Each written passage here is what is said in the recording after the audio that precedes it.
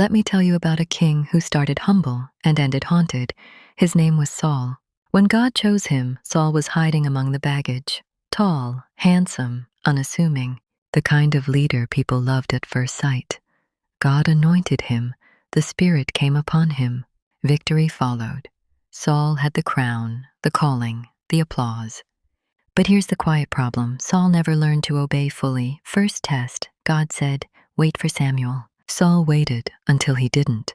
Fear crept in, pressure mounted, and Saul offered the sacrifice himself. Partial obedience dressed up as urgency. Samuel arrived and said, "You have acted foolishly." Then came the breaking point. God said, "Destroy everything." Saul heard, "Destroy most things." He spared the king, kept the best livestock, because obedience is hard when pride wants credit. And Saul said the line that still echoes today, "I feared the people."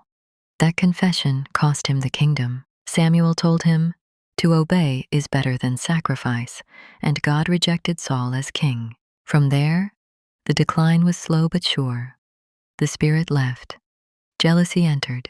David's praise became Saul's poison. Saul hunted the very man God had chosen to replace him. Insecurity turned into obsession. Anointing without character turned into destruction.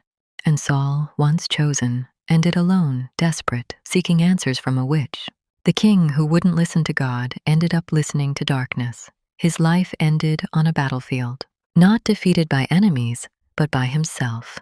And this story, it's not just history, because many of us start like Saul, called, gifted, full of potential.